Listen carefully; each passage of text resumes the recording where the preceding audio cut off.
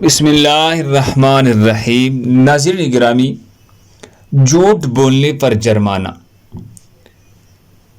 ایک بادشاہ نے اپنے دربار میں اعلان کیا کہ جو شخص جھوٹ بولتی ہوئی پکڑا جائے گا اس کو 5 دینار جرمانہ ہوگا۔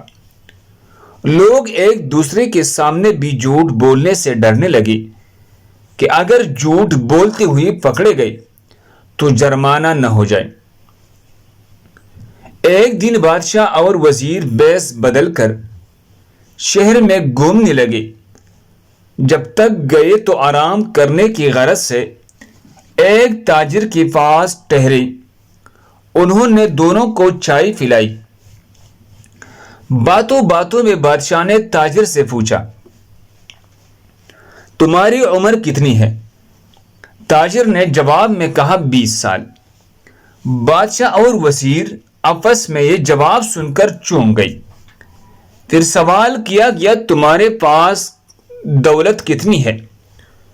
تاجر نے کہا 70,000 دینار۔ تمہارے بچے کتنے ہیں؟ تاجر نے جواب دیا، صرف ایک محل۔ واپس آ کر بادشاہ نے اپنے درباریوں سے تاجر کی ذاتی زندگی کے بارے میں سب کچھ معلوم کرنے کا حکم دیا۔ جب تاجر کی ذاتی زندگی معلوم کی گئی تو سب کچھ تاجر کے بیان سے مختلف تھا۔ بادشاہ نے تاجر کو دربار میں بلایا اور پھر سے وہی 3 سوالات دہرائے۔ تمہاری عمر کتنی ہے؟ تمہارے پاس دولت کتنی ہے؟ اور تمہارے بچے کتنے ہیں؟ یہ سوالات دہرائی۔ تاجر نے وہی جوابات دی جو پہلے دی۔ بادشاہ نے وزیر سے کہا، اس پر 15 دینار جرمانہ عائد کر دو اور سرکاری خزانے میں جمع کروا دو، کیونکہ اس نے ہم سے 3 جھوٹ بولے ہیں۔ سرکاری کاغذات میں اس کی عمر 45 سال ہے۔ اس کے پاس 70,000 دینار سے زیادہ رقم ہے اور اس کے ایک نہیں 4 بچے ہیں۔ تاجر نے کہا، میں نے آپ سے کوئی جھوٹ نہیں کہا۔ میں نے اپنی زندگی کی 20 سال ہی نیکی اور ایمانداری سے گزاری ہے۔ میں اسی کو اپنی صحیح عمر سمجھتا ہوں کہ میں نے اتنی عمر میں اتنی نیکیاں کی ہے۔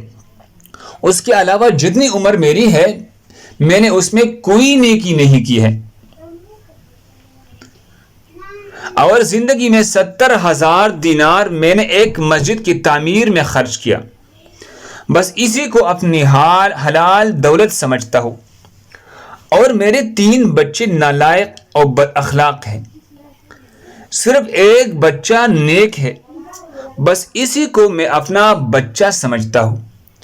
یہ سن کر بادشاہ کچھ دیر سوچ میں پڑ گیا، پھر کہنے لگا، ہم تمہاری اس جواب سے بے حد خوش ہوئی۔ تم نے اپنی اس بات سے ہمیں یہ احساس دلایا، ہمیں احساس بھی پیدا ہوا کہ صرف وہی وقت شمار کرنے کے لائق ہے جو نیکی کے کاموں میں گزر جائے۔ صرف وہی دولت قابل اعتبار ہے جو اللہ کی راہ میں خرچ ہو، صدقہ اور خیرات میں خرچ ہو، اللہ کی رضا کے لیے خرچ ہو۔ اور اولاد صرف وہی ذکر کے قابل ہے جو نیک ہو۔ بادشاہ نے یہی جواب ان کو دیا کہ آپ نے اپنے جوابات سے ہمیں بھی یہ احساس دلایا کہ یہی وقت قابل تحسین ہے جو نیک کاموں میں گزرے، وہی مال قابل اعتبار ہے جو اللہ کی راہ میں خرچ ہوئی، وہی اولاد قابل ذکر ہے جو نیک ہو۔ اللہ ہم سب کو اس پر عمل کرنے کی توفیق عطا فرمائے۔ مزید خوبصورت واقعات کے لیے ہمارے چینل کو سبسکرائب کریں۔ جزاکم اللہ خیر۔